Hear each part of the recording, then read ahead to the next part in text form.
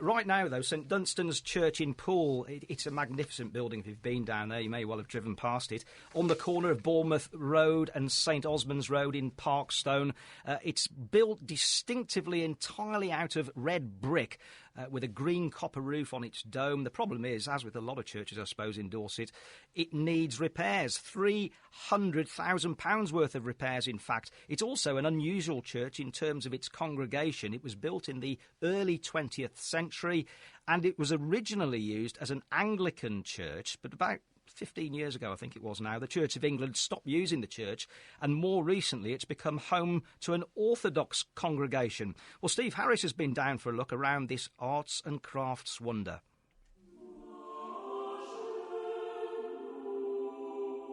The entrance to the church here is called the narthex, which originally was a gathering place where people in the ancient world, I suppose, for the beginning of Christianity, used to gather here before they went into the building. My name is Father Chrysostom MacDonald.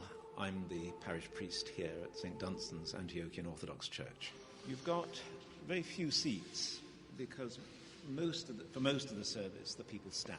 In this congregation, I estimated the other day, I counted 19 different nationalities, including English. So we have people from Russia and the states around Russia, from Eastern Europe, from Western Europe, from the Horn of Africa.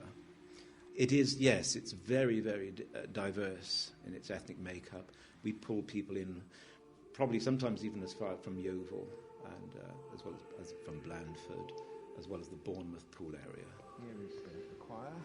So most of the service is sung. Any service in the Orthodox Church is always chanted. So the choir are a very important part of the congregation. It was designed with San Clemente in Rome in mind, if people know that church in Rome. There is a high altar with a baldacchino, a canopy on columns. Outside it's constructed in brick, and the artwork inside, also for those who are interested in the arts and crafts movement, there are some very engaging examples of their work.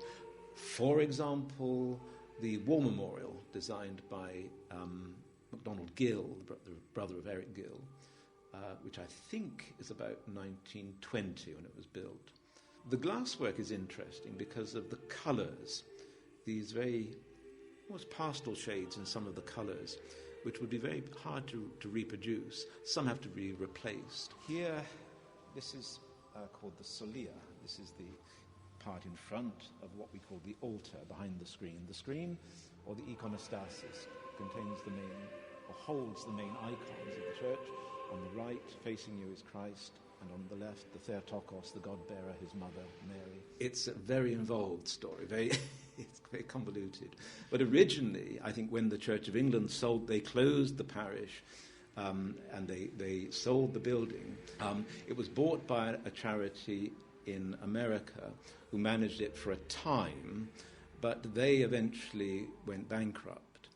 And we were contacted, asked if we would like to put in a plan, and I was rather daunted at first because it's an enormous project. But for some reason, I think actually prompted by my wife, we decided, yes, we'll go for it. So it was a leap in the dark. We've got to raise 60,000 towards it. So we are undertaking various projects. The basic problems are, as with many buildings like this, the roof needs attention. We've done some work, but there are still some leaks. There's some retiling and rebuilding needs doing on the roof. There are the windows, which are unique. The glass work and the metal work in the windows need immediate attention. There's also the brickwork and repointing, because particularly on the north wall with the damp getting in. And one other problem is the drainage, the downpipes. One needs complete replacing. But we have to remember everything that is replaced has to be like for like, because this is grade 2 star, and it's classified as a building in danger.